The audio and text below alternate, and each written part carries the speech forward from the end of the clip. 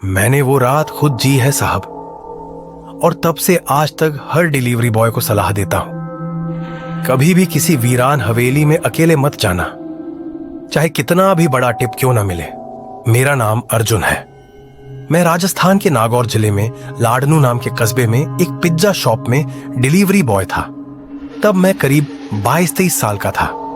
हमारी दुकान टंडोरी ट्रीट्स बड़ी मशहूर थी, और अब तो ऐप से भी ऑर्डर आने लगे थे। दिन भर कस्बे में ऑर्डर ले जाकर आता, कभी कभी पास के गांवों में भी। लेकिन एक दिन कुछ ऐसा हुआ जो मैं कभी नहीं भूल सकता। वो 12 जुलाई 2019 की शाम थी। बादल घिरे हुए थे, हवा ठंडी थी और दुकान में ज्यादा भीड़ नहीं थी। करीब 8:30 पर मुझे ऐप पर एक ऑर्डर मिला, फार्म हाउस चीज पिज्जा, और लोकेशन देखी तो चौंक गया।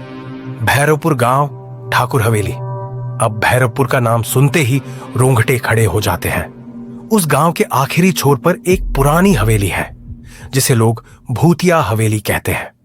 कहा जाता है वहां सालों पहले ठाकुर अर्जुन सिंह का परिवार रहता था, लेकिन अचानक सबकी मौत हो गई। किसी ने जहर खाया, किसी ने खुद को फांसी लगाई।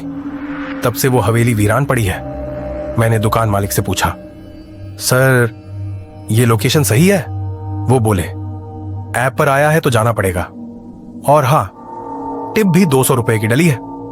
पैसे का लालच तो था ही, सो मैंने सोचा चलो जल्दी जाकर आ जाता हूं। मैंने पिज्जा पैक किया, बाइक निकाली और चल पड़ा। रास्ता गांव के बीच से होते हुए खेतों की तरफ मुड़ता था।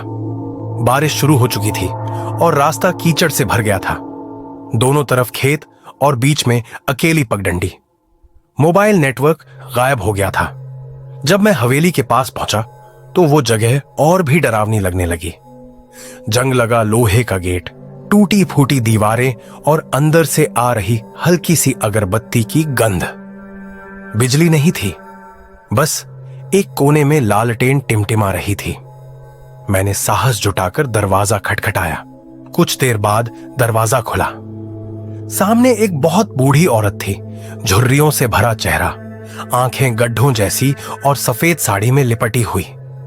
उसने बिना मुस्कुराए कहा, आ गए बेटा, ठाकुर साहब को आज भी उनका पिंजा पसंद है, अंदर आओ, पैसे अंदर है।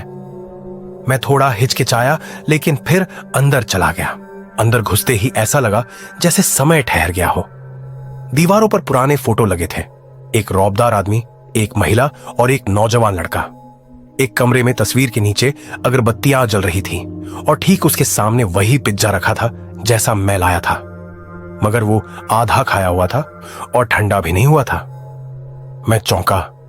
मैम, ये पिज्जा तो पहले से रखा है। वो औरत धीरे से मुस्कुराई। ठाकुर साहब को रोज यही पिज्जा चाहिए, आज उनकी पुण्यतिथि है बेटा। मुझे घबराहट होने लगी। वो जगह कुछ ज्यादा ही शांत थी, जैसे हर आवाज दब गई हो। मैंने पलटकर बाहर निकलने की कोशिश की, लेकिन दरवाजा अपने आप बंद हो गया। तभी उस बूढ़ी औरत की आंखें लाल हो गईं और उसकी आवाज गूंजने लगी, तू अब नहीं जा सकता, ठाकुर साहब तुझसे मिलना चाहते हैं। मैं डर से कांपने लगा। फोन निकाला, लेकिन नेटवर्क नहीं था।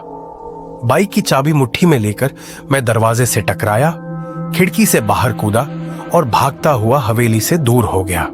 कस्बे वापस पहुंचकर मैंने दुकान मालिक को बताया। उन्होंने कहा, अर्जुन, हमने तो वो ऑर्डर कैंसिल कर दिया था, ऐप में कोई ऑर्डर ही नहीं आया उस एरिया से। मैंने खुद ऐप लॉग चेक किए, कोई रिकॉर्ड नहीं था, ना लोकेशन, ना पेमेंट, ना डिलीवरी टाइम। 2 दिन बाद मैं अपने 3 दोस्तों के साथ उस हवेली पर गया, लेकिन वहां कुछ नहीं था। जहां हवेली थी वहां सिर्फ एक उखड़ा मैदान था, ना दीवार, ना गेट, ना लालटेन, जैसे कुछ था ही नहीं।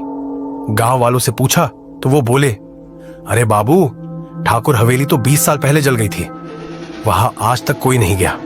उस दिन के बाद मैंने डिलीवरी की नौकरी छोड़ दी। अब मंदिर में सेवा करता हूं, लेकिन एक बात आज तक मेरे जहन में है। हर साल 12 जुलाई की रात कोई ना कोई पिज्जा बॉय उस लोकेशन पर पहुंच जाता है और लौटता है बिना पैसे, लेकिन एक डरावनी याद के साथ। अगर आप भैरवपुर के पास हो और कभी कोई डिलीवरी लोकेशन ठाकुर हवेली दिखे तो उसे इग्नोर कर देना ही बेहतर होगा, वरना आपकी आखिरी डिलीवरी हो सकती है।